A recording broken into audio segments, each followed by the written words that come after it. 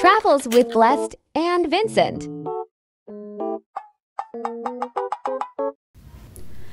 Hi guys! Again, nandito pa din kami sa Baguio and this is our last day na dito and pa-check out na din kami. This was around 12 p.m., 12 noon na ito. At ito na nga, pababa na kami and ano pala, nasa 4th floor kami ni Vincent kasi good for 2 yung binook naming dalawa. Tsaka family room naman sila mama, which is nasa 3rd floor sila. Yung disadvantage lang talaga dito is walang elevator. So, okay lang pababa, pero paakyat, super nakakapagod, lalo na pag malaki yung mga dala ninyo. So, yes, eto na nga. Nung pauwi din pala kami, para siyang pasalubong time na lang. So, nagtanong kami kay Kuya Driver kung saan yung mga murang-murang pwedeng mabilihan ng, let's say, strawberry jam, mga keychain, ref magnet, or kahit anong pasalubong na, of course, fresh from Baguio. So, eto na nga, ay natid na niya din kami. And kaso yun na nga, medyo na traffic kasi daming, needed pang kailangan along the way. Pero smooth naman yung mga pangyayari. Tsaka din wrap off niya lang kami sa public market ng Baguio, something ganun. Basta umakit kami ng flyover. Tapos good thing naman, madami ng bilihan. So eto na nga, short clip lang yung na-video ko kasi nag-focus talaga ako sa pagbili ng mga pasalubong. And then after nun, nag-lunch kami saglit sa SM Baguio and then pauwi na kami sa Manila this time. Terminal 2 pala kami, kaya ito yung i-share ko sa iyo dito sa vlog na to, sa Solano Transient House. Super mura, super ganda, super bait din ng owner, and convenient ito kasi malapit ito sa NAIA Terminal 2, lalo na pag AirAsia kayo kasi dun yung sakayan nyo. So ito na nga, zoom in ko, ito yung Solano Transient. And mag-google nyo lang yan. 4.4 yung reviews niya. And as I said, super bait ng owner. Pinadiscount niya din kami. Nabayaran ko lang is 3,000. Good for 9 packs. Tapos 2 rooms na siya, family room. Tag-2 family room. So ito yung mga pictures niya sa online.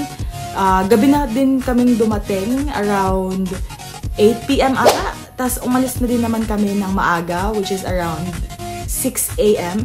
kasi maaga nga yung flight namin. Kaya din siguro na-discount kami ni Kuya dahil mabilis lang yung alis namin, tsaka super late na din ng dating namin.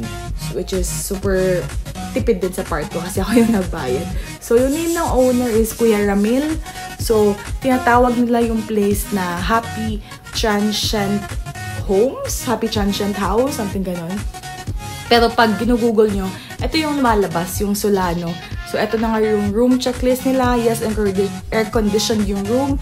Malakas yung wifi, free toiletries, may kitchen, and basta yung importante, malinis yung CR. Yun talaga hinahanap ko always.